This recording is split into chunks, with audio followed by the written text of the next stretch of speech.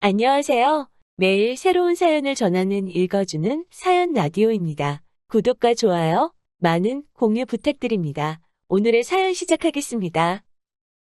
안녕하세요. 돈이라면 사족을 못 쓰는 어머님과 똥인지 된장인지 분간도 못하고 날뛰는 시동생 때문에 시댁과 절연하게 된 30대 여성입니다. 남편과는 같은 직장에서 선후배 사이로 지내다 가까워졌어요. 남편이 제 사수였는데 저희 회사는 1대1로 선배가 붙어서 후배 직원의 업무를 봐주는 식이었거든요. 그런데 남편이 어찌나 엄격하던지 정말 눈물 콧물 쏟아가며 일을 배웠습니다. 그때는 신입인 나한테 이렇게까지 할 필요가 있는 건가 싶어서 얼마나 서운하고 속상했는지 몰라요. 오죽하면 저렇게 성질이 더러운 사람이 어딨을까 싶어서 저런 남자랑 연애하는 여자는 정말 고생하겠다고 아주 똥 밟은 거라고 생각했다니까요. 그런데 그렇게 반년 동안 호되게 일을 가르쳤던 게 다 이유가 있었더라고요. 저와 남편은 당시 마케팅 부서에 소속되어 있었는데 마케팅 부서가 하는 일들 대부분이 사실 얼마나 타이밍을 잘 맞추는지가 중요하거든요. 그래서인지 실제로 부서 내 대부분의 직원들이 시간에 예민하고 마감 기한도 정말 중요하게 생각했지요.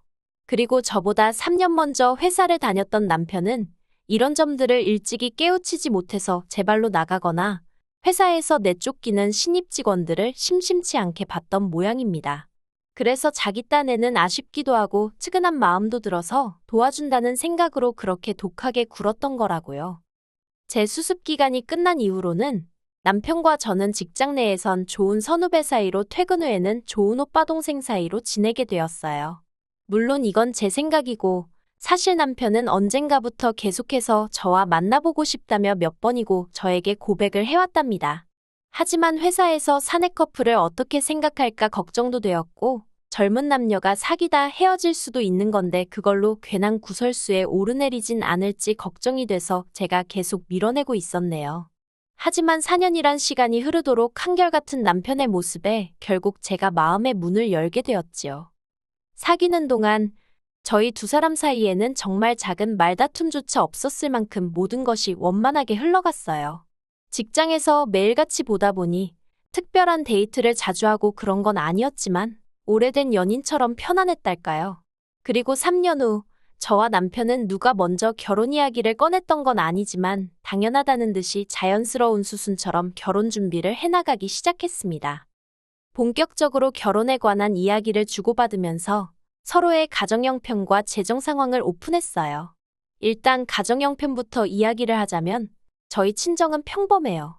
작지만 사업을 하시는 친정아버지와 전업주부이신 어머니 그리고 저와 언니까지 화목한 네 식구이지요. 돈을 쌓아놓고 살 만큼 부자는 아니었지만 그래도 경제적으로 궁핍해 본 적은 없습니다. 배우고 싶은 거, 먹고 싶은 거 대부분을 해봤기에 스스로 유복한 환경에서 자랐다고 생각하고요. 반면에 남편의 집안은 경제적으로 넉넉한 상황은 아니었어요. 특히나 건설 현장에서 일하시던 아버님은 몇 년 전 사고로 한쪽 팔을 못 쓰게 되셨는데 그로 인해 남편에게 많은 책임감이 부여된 상황이었달까요. 그렇다 보니 남편과 제가 서로 경제 사정을 오픈했을 때 솔직히 좀 놀랐던 게 사실이에요.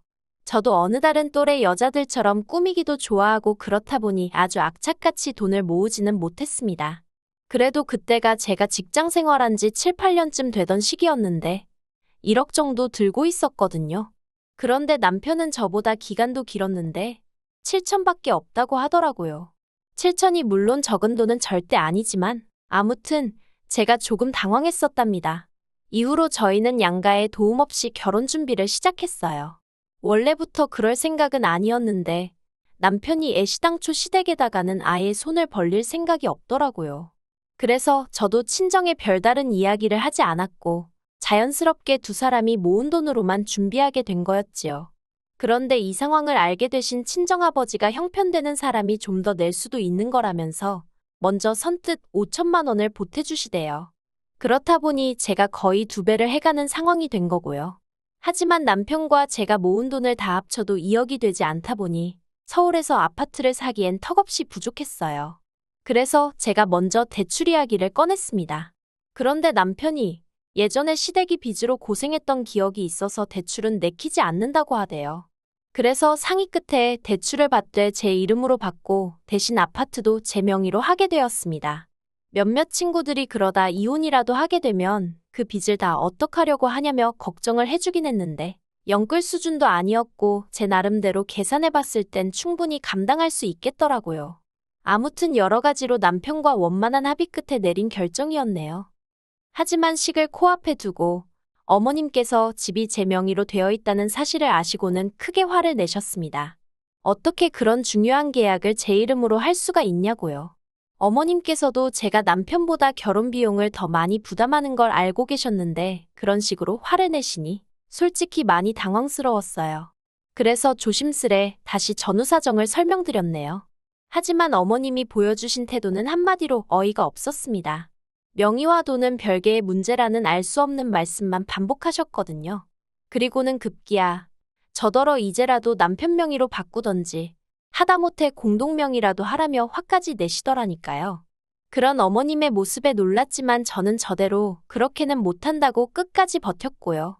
결국 남편의 중재로 정말 어머님과 끝장을 보는 일은 없었지만 식도 올리기 전에 어머님과는 사이가 완전히 틀어져 버렸네요. 이후로 어머님에게는 정말 며느리로서 도리만 했습니다. 명절이나 생신 때 찾아뵙고 그게 전부였어요. 다만 남편의 부탁으로 어머님 아버님께 매달 생활비 명목으로 50만 원씩 보내드렸네요. 그것도 드리지 말라는 친구들이 있었지만 이건 제가 어머님 때문이 아니라 편찮으신 아버님과 남편을 생각해서 드리는 돈이었지요. 그리고 아무튼 그렇게 1년쯤 지났을 때였습니다. 언젠가부터 자꾸 피곤하고 아랫배도 아프고 그래서 병원을 찾게 되었는데 거기서 생각지도 못한 이야기를 듣게 되었어요. 악성은 아니지만 제 자궁에 혹이 있다는 말이었지요. 막말로 죽을 병은 아니었지만 이제 막 아들 하나 딸 하나 낳아서 남편과 저 둘만의 가정을 꾸려나갈 꿈에 빠져있던 저에게는 무척 충격적인 소식이었네요. 그래서 남편과 상의 끝에 일단은 회사를 관두고 건강관리에 집중해보기로 했습니다. 그런데 이 소식이 저희가 생각했던 것보다 훨씬 빨리 어머님 귀에 들어갔어요. 얼마 전 시동생이 남편에게 돈 좀 빌려달라며 연락을 해왔었는데 그때 남편이 이제 저도 회사 관둬서 여유가 없단 식으로 둘러댔다고 했거든요. 자기 나름대로 입단속을 시켰다고 했는데 아무튼 그래서 어머님이 저와 남편을 호출하셨습니다. 숨긴다고 숨겨질 일도 아니고 결국 이런 순간이 올 거라고 생각은 했지만 싫은 소리 들을 걸 뻔히 알고 있었으니 정말 울며 겨자 먹기로 시댁에 갔네요. 어머님께선 저에게 몸은 어떻냐, 아프지는 않냐 그런 말씀은 한마디도 하지 않으셨습니다. 대신 저더러 결혼할 때 돈 좀 더해온 거 가지고 어지간히 생색을 내지 않았냐며 꼴좋다 하셨지요. 대출도 네 명의로 받아서 네가 갚는다고 큰 소리를 치더니 이제 불쌍한 당신 아들만 지 명의도 아닌 집구석 대출 갚아주느라 허리가 휘겠다는 말과 함께요. 그러면서 저더러 처음부터 이럴 작정이었냐입니다. 잘난 남자 하나 물어가지고 집구석에 들어앉을 생각이었냐고요. 듣는 내내 정말이지 어디서부터 어떻게 반박을 해야 할지도 모르겠더라니까요. 그런데 그때 남편이 먼저 어머님더러 무슨 말씀을 그렇게 하시냐며 큰 소리를 냈습니다. 어머니더러 대출을 갚아달라고 한 것도 아닌데 왜 당사자인 자기도 가만히 있는데 어머니가 이렇게 유난이시냐고 쪽팔린다고 성질을 내더라고요. 하지만 어머님께선 그런 남편에게 너가 순에 빠져서 등신같이 당하고도 모르는 거라나 아무튼 막말을 퍼부으시고는 저더러 이제라도 가서 공동명의로 바꾸랍니다. 돈은 당신 아들이 벌어오는데 왜 네가 집을 꿰차고 있냐면서 저더러 양심도 없냐면서요. 거기다 낄 자리 안 낄 자리 분간도 못하는 시동생까지 어머님 편이라고 나서서는 저 같은 여자 만날까봐 저같이 어떤 여자가 자기한테 빨대 꽂을까봐 자기가 장가를 못 가겠대나 말 같지도 않은 소리를 하고 앉았더라니까요. 참고로 저희 시동생, 남편 동생이라서 제가 말을 아껴서 그렇지. 대학도 중퇴하고 이후로 어머님한테 용돈 받아 쓰는 인간입니다. 무슨 공부라던가 취업 준비를 하는 것도 아니고 길거리 캐스팅으로 연예계에 데뷔하겠다며 맨날 부자 동네 남의 동네 가서 어슬렁거리는 게 일과인 한심한 인간이지요. 고등학교 때 같이 친하게 지내던 친구들 중 2명이 지금 잘 나가는 연예인이긴 해요. 그런데 시동생은 학창시절 자기보다 못했던 애들이라면서 매번 까내리기 바쁘고 아무튼 제가 보기엔 30살이나 돼서 왜 저러고 사나 싶고 한심하기 짝이 없었네요. 그런데 그런 시동생이 갑자기 나서서는 저 같은 여자를 보고 남편한테 기생하는 기생충이라고 하는 거라나요. 그리고 그때였습니다. 남편이 진짜 당장이라도 시동생을 한 대 때릴 기세로 말 조심하라고 한마디 하더라고요. 그러자 시동생이 남편더러 형도 정신 좀 차리라면서 지방으로 도망을 가대요. 그러니 이제 어머님은 저 때문에 형제간의 의가 상했다. 이래서 사람이 잘 들어와야 한다. 정말이지 아파서 회사 관뒀다가 별의별 소리를 다 듣고 별의별 꼴을 다 본다 싶었습니다. 집으로 돌아오는 길 내내 남편이 정말 미안하다면서 사과에 사과를 거듭하대요. 하지만 남편이 사과를 했다고 해서 제 마음에 남은 상처가 바로 사라지지는 않았어요. 정말 직장을 관둔 게 제 잘못 같고 남편이 말로는 미안하다고 해도 속으로 외벌이를 하게 된 상황을 어떻게 생각할지 걱정이 되기 시작했지요. 그래서 결국 며칠 후 친정어머니께 어머님으로부터 들었던 폭언들 중 일부만 털어놓았습니다. 솔직히 수위 조절을 정말 많이 하긴 했어요. 있는 그대로 다 말하면 집안 대 집안으로 싸움 날 것 같았거든요. 그리고 제 이야기를 들은 친정어머니께선 이래서 여자도 항상 비상금도 만들어둬야 되고 그런 거라며 아버지와 상의해 보시겠다 하시대요. 그리고 한 달쯤 지났을 무렵 친정어머니께서 저에게 서류 하나를 건네주셨습니다. 바로 어머니가 가지고 있던 상가의 등기부등본이었지요. 저는 이런 건 필요 없다고 건강만 회복하면 바로 다시 직장을 찾을 거라고 몇 번이고 손사래를 쳤어요. 하지만 친정어머니께서 하시는 말씀이 이런 거라도 하나 쥐고 있으면 시어머니가 뭐라고 한들 시쳇말로 너는 떠들어라 하고 넘겨버릴 수 있답니다. 그리고 사실 말이 나왔으니 말이지만 처녀정 모은 돈 결혼에 다 쓰고 그나마 직장까지 관두고 나니까 그렇게 마음이 허할 수가 없었어요. 텅 빈 통장만 보고 있으면 한숨이 절로 나오더라니까요. 아무튼 그렇게 상가를 증여받게 되었습니다. 외벌이를 하게 되었다는 부담에 시달렸을 남편에게도 이 기쁜 소식을 알렸지요. 그런데 남편이 보인 반응은 뜻밖이었습니다. 저희 친정부모님께 몹시 감사해야 하면서도 시댁에는 말하지 말라고 신신당부를 했거든요. 저는 솔직히 당장이라도 어머님한테 상가 이야기를 하고 내가 당신 아들 등골을 빼먹지 않는다는 걸 알려드리고 싶었는데 말이에요. 하지만 제가 돈 자랑하고 싶어서 혹은 어머님께 인정받고 싶어서 환장을 했던 것도 아니고 남편이 말하지 말라는데 굳이 뭐하러 하나 싶대요. 그래서 아무 말도 안 하고 지냈어요. 그런데 얼마 지나지 않아서 남편이 왜 시댁에 말하지 말라고 했던 건지 이유를 알게 되었습니다. 그날은 웬일로 어머님한테 전화가 걸려왔는데 평소에 짜증 섞인 빈정거리는 톤이 아니라 말 그대로 앓는 소리를 내셨어요.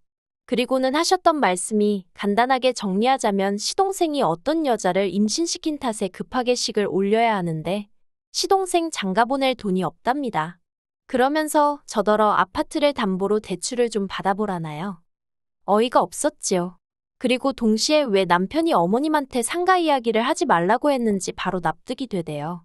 그래서 일단은 대출은 못 받는다고 했어요. 마음으로는 1,000만 원은 해줘야겠다 생각했지만 1,000만 원 얘기하면 2,000만 원 말씀하실 분이셨기에 따로 입 밖에 내지는 않았던 거예요.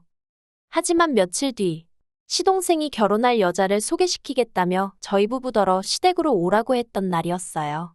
솔직히 시동생에 대한 감정은 좋지 않았지만 결혼 자체는 집안의 경사스러운 행사이니 그런 티를 내지는 않았네요. 그리고 그렇게 약속 당일 시댁에 도착했습니다. 어느 정도 어색함이 가시자 시동생은 뭐가 그리 좋은지 술을 연거푸 마셔대기 시작했어요. 그리고 취기가 올라서 그런 건지 뜬금없이 저희 남편더러 나는 형이 불쌍하다 그러는 거예요. 자기 여자친구를 가리키면서 형도 어린 여자를 만났으면 외벌이 같은 건 안 했을 거 아니냐면서요. 뿐만 아니라 또 뭐라더라. 아무튼 자기 여자친구 앞에서 저를 어지간히 깎아내리더라고요. 나중엔 어머님까지 가세해서는 시동생 여자친구더러 저를 닮지 않게 조심하라고 그러시는데 지금 생각해보면 거기서 시쳇말로 뚜껑이 완전히 열린 것 같아요.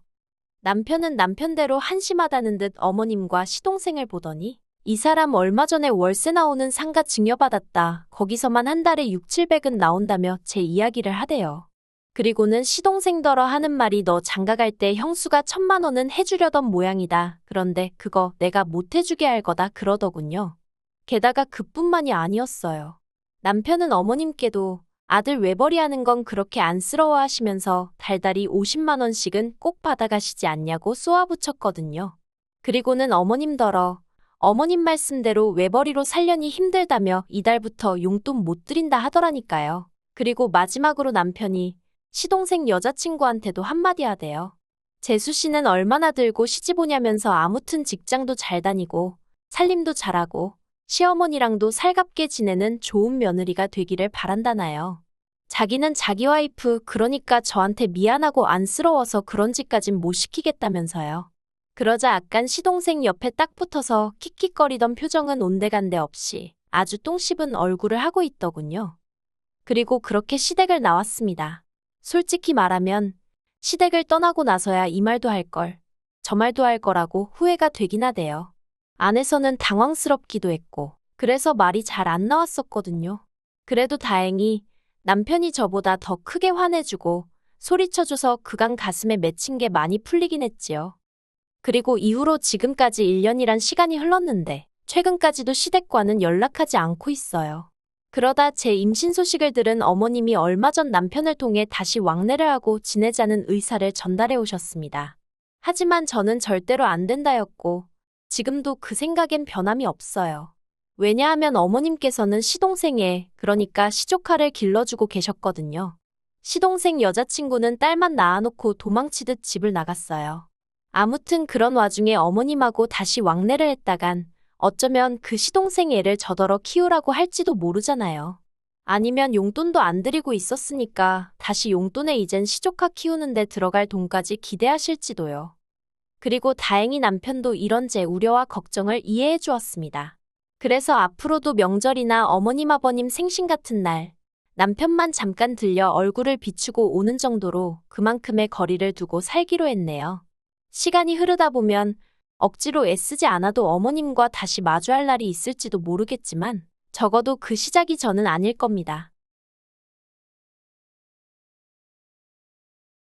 긴 이야기 들어주셔서 감사합니다.